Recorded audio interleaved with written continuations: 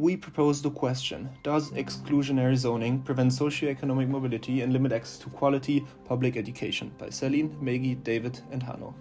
We are reaching out to the politicians and voters of the Greater Boston area. They will be convinced that underprivileged do not have access to the same quality education and that single-family housing is the reason why. Where you live determines your public education quality.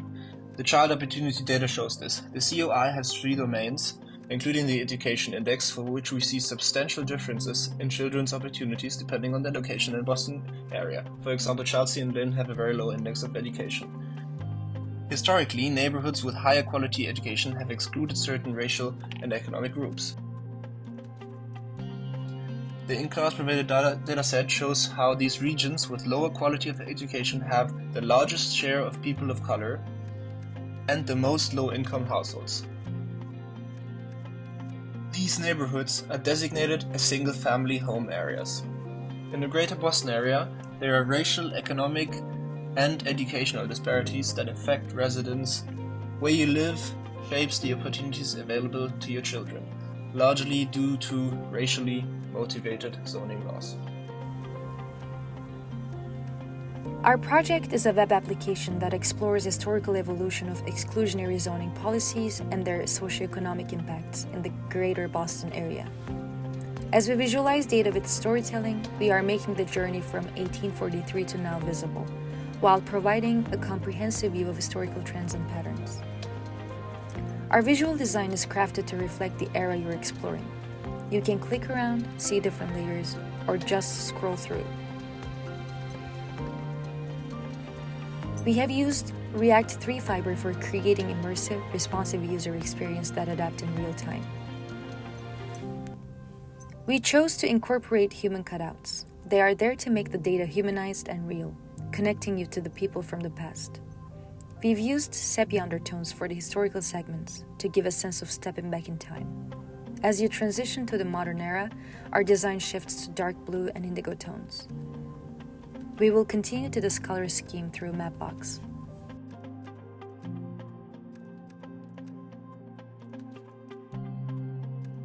While the current design already helps in narrating the passage of time, we will be enhancing our Mapbox visualizations by integrating a consistent dark blue or indigo color scheme. Additionally, we are set to introduce a feature to allow users to directly swipe between maps to compare historical and current zoning. A large part of our data visualization is going to be tying together information about historical policies and practices in the Greater Boston area with geographical data showing their lasting impacts. In this example, we're using color to show the percentage of housing that's zoned to be single-family only, ranging from blue for 0% to red for 100% single-family. The height here represents the percentage of residents in each region that are earning within the range that's selected by our sliders. So right now we're showing a percentage that are earning between $0 and $75,000, which is well below the median income of $90,000 in Massachusetts. And it's very plain to see that there's a tendency for areas with minimal single-family housing to fall below that average. We can adjust the sliders to show any income range that we want, and they will automatically adjust to maintain our range.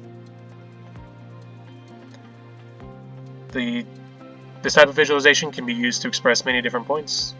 We will be using it to show how the residential security maps that were used for historical redlining and segregation align very closely with the single-family zoning that still exists today. We're going to show how the population density in the areas that are low single-family housing, that are encapsulated by single-family zones, have changed drastically over the past several decades. We're going to show how people that live in these areas have much fewer opportunities, how children especially, using the 3 domains of the Children's Opportunity Index, how children that are born in these areas have much less chances to succeed. And we're going to show how historical segregation has been maintained, as the racial makeups of these areas have not differed very far from when intentional segregation was happening. These areas that are highly single-family housing, that were initially exclusive to immigrants and minorities, have maintained that trend and remains vastly more white than the surrounding areas. In the next phase, we will enhance our application by identifying new patterns in our data, expanding our dataset for a wider perspective, and refining our interface for better user engagement. We will also upgrade our Mapbox features for a more interactive and informative experience. As we move forward, you will see how these elements come together to illustrate the impact of zoning policies in Boston. Our goal is to provide a comprehensive and immersive understanding of these changes over time. Thank you.